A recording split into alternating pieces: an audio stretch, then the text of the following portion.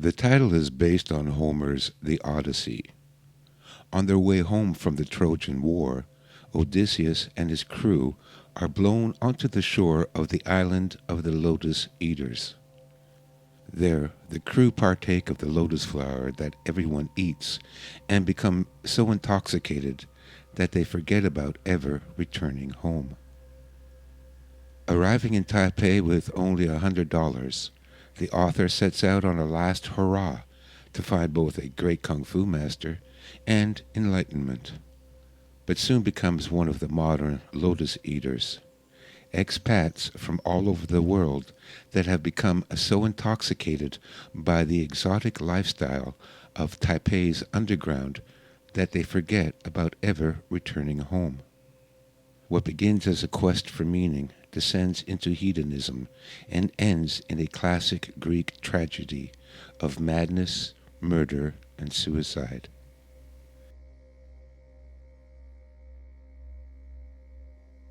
The Plowman's was your typical English-style pub, cliché with beam and stucco walls, dartboards, paper coasters advertising Guinness piled in tubular stacks next to the imitation Victorian-style beer pools, and a portrait of said queen above the bar. A little piece of England taking up half the ground floor of a 30-story, tile-clad, ultra-modern office building in the Dinghao district of Taipei.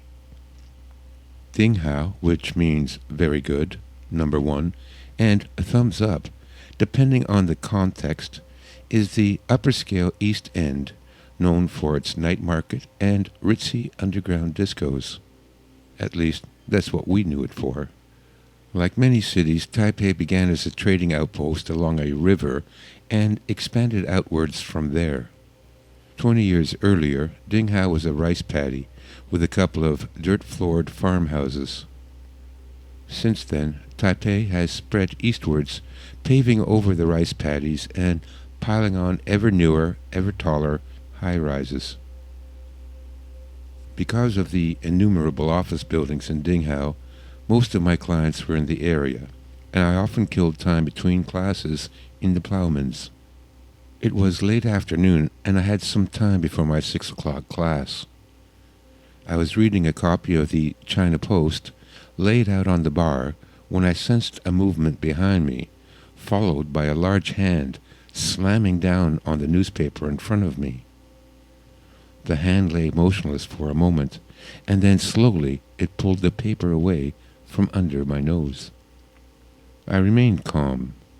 I studied his reflection in the mirror behind the bottles lined along the opposite wall, and, without turning, I was able to size him up. He was husky, but shorter than me, with black curly hair and goatee. A black Harley-Davidson t-shirt was visible underneath a jean shirt and blue jeans. He was behind me and to my right. I picked up my beer with my left hand so that my right hand would be free to backhand him fast and sudden should he start any more trouble. I acted as though nothing happened. Calm, cold silence can be more unnerving than screaming threats. He sat down on the bar stool next to me and ordered a beer. We drank in silence while the stranger read my paper. After a few minutes, he slid the paper over towards me. A tattoo of an anchor peeked out from underneath a partially rolled-up sleeve. "Here," he said. "Sorry about that." He spoke with a thick American accent that we Canadians find slightly vulgar. "You always try and start fights in a bar?" I said, still looking at his reflection. I was the biggest guy in the bar. I'd seen this before. Some asshole with a death wish picks the biggest guy in the bar to start a fight with. I had trained enough so I no longer felt the need to prove anything. I prided myself that there was practically nothing anyone could do to piss me off. If I had to kill someone, it would be through cold, rational necessity. "Maybe I was just trying to get a rise out of you." He spoke with a slight tone of challenge in his voice. Maybe he was still hoping I'd take a swing at him. Have we met before? I asked, wondering if I may have run into him on one of those nights when the booze and dope makes you forget things. Nope, never seen you before. My name's Jack. Some people call me Crazy Jack. He held out a meaty hand. I shook it. My friends call me Smack, but if you promise to behave, you can call me Sweet Cheeks. Good to know you, Smack, said Jack with a thickening drawl. Hey, Mamba-san, 2 bottles of St. Mick, Jack barked at the startled Chinese bartender. She quickly popped the caps off of 2 bottles of San Miguel and placed them on the new Guinness coasters. At first I thought Jack was one of those Vietnam vets that never seemed to find their way back to the States and ended up going native in some Asian backwater where they are left in peace to drink and otherwise medicate themselves into oblivion. But Jack, like myself, was too young to have served in Nam. There are a limited number of personalities that found themselves in China. Jack was of the type that were in China because it was the furthest they can get from a home and all the cutting memories that word entailed. I could understand. There was a part of me that liked being as far away from Toronto as you can get. I was a Lotus eater, but Jack was a suicide looking for a location. So, what bitch fucked you over? I was being a smartass, and there is nary a soul on the planet that doesn't think the good one got away. What are you, some kind of fucking mind reader? Jack looked dubious, but I knew I hit the nerve. No, not a mind reader. You just have that some bitch fucked me over look on your face. Jack said nothing, but his expression confirmed my hunch. I didn't need to press the issue any further. We had, in that odd male way, bonded. I recognized his pain, and I didn't take a swing at him. It was enough. I finished my beer and had to go teach my next class. Listen, my pals and I can be found down at the Shaolin pub every night until midnight, so if you're ever down there, I'll buy you a beer, I said as I stood up and swung my book bag over my shoulder. Yeah, I get down there once in a while. Taipei's a small town. We shook hands again. I saw Jack a few weeks later. He was sitting at the bar at the old American Legion in Tianmu, American town. The Legion was a small and drab, dirty little piece of retro Americana that was the haunt of aging AP reporters, burned-out vets, and other Caucasian refuse washed by life's current into this obscure little eddy of Asia. A large picture of General Westmoreland hung against the wall behind the linoleum and wood bar. The walls were covered with the fox wood paneling that had graced basement recreation rooms in the 60s. I usually found the place both depressing and comforting. Depressing to see so many life's failures congregated in one spot, and comforting for the same reason, like a country and western song. The only thing that brightened the place up was the pretty new bartender named Christine, a member of the Midget Bitches. She was from the mountain people, a petite and pretty little thing, the perfect example of the old vet's label, LBFM, Little Brown Fuck Machine. Jack was sitting at the bar talking to Christine when I dropped in for a quick look around. Hey, Smack, you bastard. Sit down and have a drink or I'll kill you. Jack motioned to the red vinyl and chrome stool next to him. I could see Jack was bruised about the head and face and sported bandages on his fingers and hands. So, what's the deal with your face? It's even uglier than I remembered. Jack's wavy black hair and beard had grown wild, and there was a Blackbeard the Pirate look about him. Hey, shit happens, man. Jack's voice was even more whiskey rough than I remembered. Not only did he look like a pirate, He was starting to sound like one, too. Uh-huh. A lot of shit seems to happen to you. Jack wrinkled up his face and sighed. So, who worked you over? I asked. Fucking triads, man. Jack told the story of how he went into a club and some Chinese gangsters gave him a dirty look, so he had to give them all a good shit kicking. Jack, I said, normally I'd believe you, but since it's only 9 o'clock, I'm way too sober to swallow that shit. What are you saying? I'm lying? Jack said, getting angry. I knew he would. That's what I'm saying, Jack. You're a lying dog. I know you. Those gangsters didn't give you a dirty look. You gave them a dirty look. You probably spit in their drinks, too. I could see I had again guessed correctly. Well, I didn't like the looks of them fucking scumbags. Bullshit again, Jack. You calling me a liar again? I might be forced to take a swing at you, Jack threatened half-heartedly. Yeah, and then you would finally succeed in what you've been trying to accomplish all along. What? You take a swing at me, and I'll be forced to kill you, and that's what you want, isn't it, Jack? It was a game for me to try and incorporate a film noir style of dialogue in my conversation whenever I was at the Legion. Fuck you. You think I can't see what's going on, Jack? Give me some credit. I know you started that fight in the hope that someone would eventually put you out of your misery. You want to kill yourself for some stupid bitch back home, so don't tell me any more stories. Fuck you, you bastard. Jack hugged me and slapped me hard on the back. You're really my buddy, you know that? Hey, another beer for my buddy, Jack yelled at Christine. Make that a tequila, I corrected. After the drinks were brought, Jack turned to me and said, So you really would have killed me? Of course not, I like you. I'd only have broken your arm. God, you're good to me, Jack said, and he slapped me hard on the back again. Later, at the Shaolin pub, I heard the real story from one of the hostess girls who was there.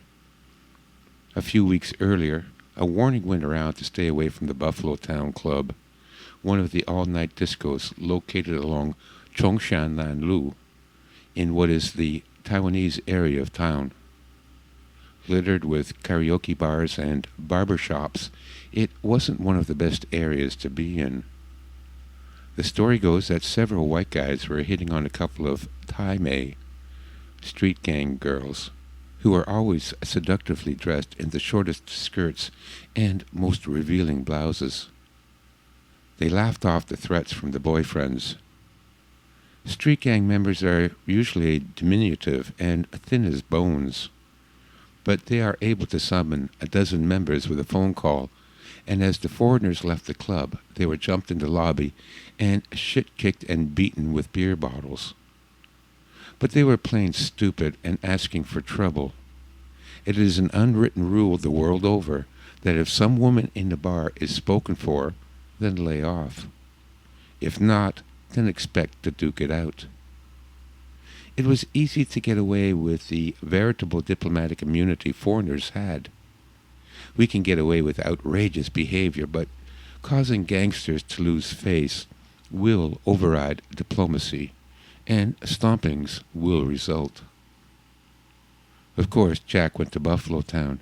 He spotted the gangsters immediately, and after an hour of drinking he became really obnoxious.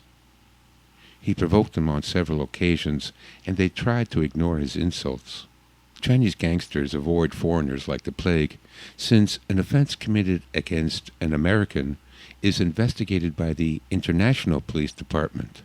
These cops are motivated solely by the desire to avoid any negative repercussions on tourism and business, and thus are beyond the influence. Mess with a Wagwaran, and they might not want to come here and spend all their money. The Chinese underworld knew to leave the Americans alone as a result. Jack must have really gone overboard to provoke those gangsters into attacking him. They waited until Jack had left the bar and then ambushed him in the back alley. They used rattan sticks to beat Jack and his drinking buddy, a young Englishman whose name no one remembered. They had barely escaped with their lives by running and jumping into the back of a slow-moving garbage truck. Bloodied, bruised, and stinking of booze and garbage, the pair showed up on the doorstep of the house of an American manager for a large greeting card printer. He was known to have a soft spot for the burned-out Yanks that haunted the dark gutters of Taipei, and he let them in to get cleaned up and sleep it off on the couches downstairs. With over 400 triads, tongs, unions, and street gangs, Taiwan is the world headquarters for gangsters. From its foundation, Taiwan has been a home base and safe haven for pirates and gangsters. Even Taiwan's late Generalissimo Chiang Kai-shek began his career as a hatchet man for Shanghai's notorious Green Gang. The term hatchet man was coined to describe Chinese mafia hitmen, since the preferred method of assassination, back at the turn of the last century, was of course the hatchet. Westerners had nothing to fear from the many gangs, with the possible exception of some low-level street toughs that were known to haunt the Ximending market late at night, but they were easy to avoid so long as you stayed with the crowd. The only time Westerners are threatened by gangsters is if they go out looking for trouble. Crazy Jack would go looking for trouble. He would cruise the different bars until he found one with gangster types lounging around. Then he would go sit near them and stare and spit on the floor. That was Jack's suicidal streak. Sure enough, they would be forced to keep face by kicking the shit out of the crazy bastard. Though word was he gave as good as he got. Richard had gotten a gig as a disc jockey at the Woodstock Disco. A few weeks later, I went there early to have a beer and shoot the shit with Richard and see which one of the waitresses he was banging this week. "So your asshole friend was in here the other night causing trouble," Richard began after the usual small talk. "To whom of my many asshole friends do you refer, dear sir?" "Crazy Jack." "Actually, Jack's more of an asshole acquaintance." "Why, what did he do this time?" "Well, he comes in here the other night, totally shit-faced, and he starts talking shit to me. I ignored him for a little while, but I don't take shit from no one. You know I killed the guy in prison." "Yeah, you told me." "So I told him to fuck off, and he says, 'Fuck off? Fuck off? You know what I got in my pocket?' And I said, 'What?' So then he pulls out a straight razor and says, 'This,' and waves the thing in my face." Richard paused for the expected question. "What did you do then?" I asked. "I pulled out my own straight razor and put it against his throat so fast he was caught off guard. Then I said, 'Now what you gonna do, asshole?'" "You carry a straight razor?" Richard reached into his back pocket and pulled out a straight razor with a plastic mother-of-pearl handle and slapped it down on the bar. "Are you fucking kidding me? You carry this piece of shit around for protection? Just get a regular locking folder. With this, the only thing you will accomplish in a fight is getting your own fingers cut off." "I know that," Richard sighed impatiently. "I just pull it out to scare people into backing off." "So what did Jack do?" "He put his razor back and apologized." Richard put the razor back in his pocket. "Well, you two are quite the fucking characters, aren't you? Walking around flashing straight razors? What, are you still in high school?" "Hey, I'm not taking any chances.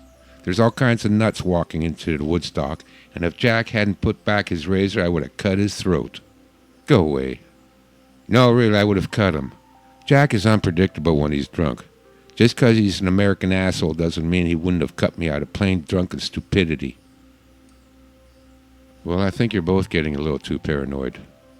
"Yeah, you'll see. Shit's gonna happen. Shit is always gonna happen." By this time, Richard was experimenting with the local pharmaceuticals.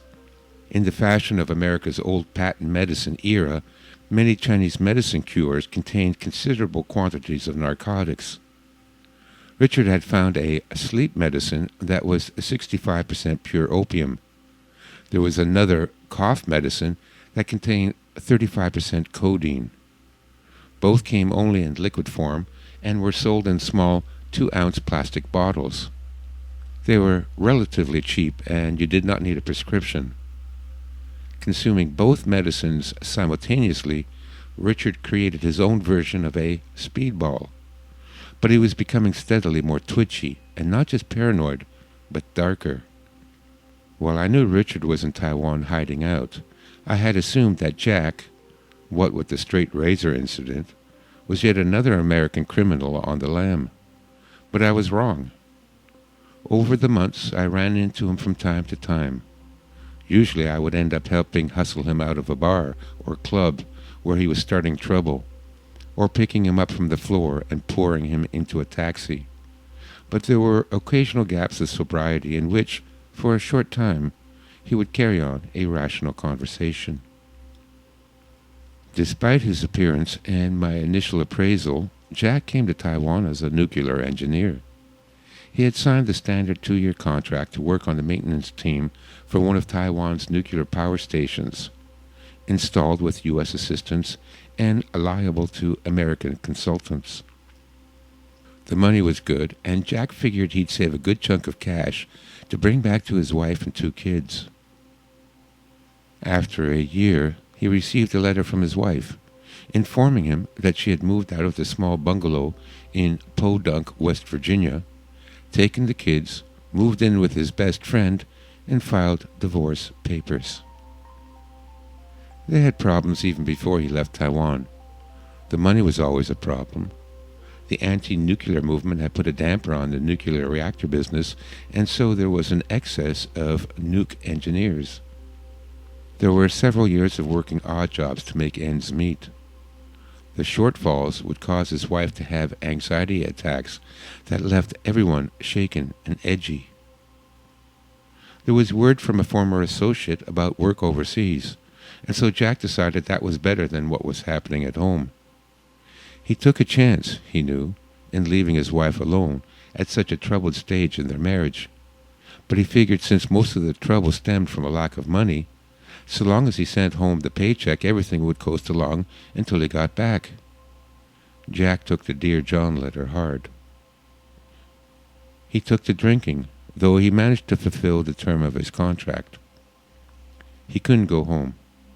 He had tried to sign on for another stint, but the company knew of his drinking problem, and, while it wasn't serious enough to terminate his contract, it was serious enough not to renew it.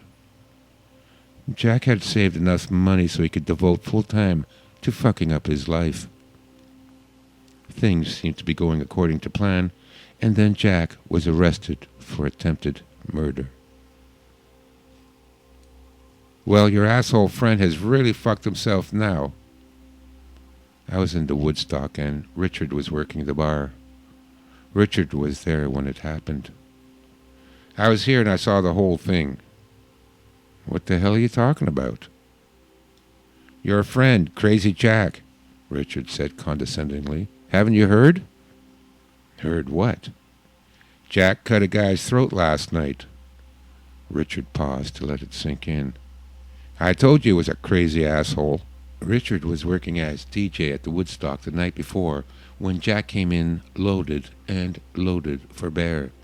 Jack got into an altercation with an Aussie. The Aussies tended to be as obnoxious as the Yanks, and just as quick to throw a punch. Punches were thrown, and soon the two were rolling around on the ground. Jack pulled the straight razor from his boot and cut the Aussie's throat. The blood was splashed all over the dance floor, and Richard and a half-dozen other guys wrestled the razor away from Jack and pinned him to the floor. Minutes later, the medics and about 40 cops arrived. The Aussie was rushed to emergency, where he recovered. The razor cut was across the front of his throat and was not deep enough to sever any major blood vessels. It was bloody, but not fatal.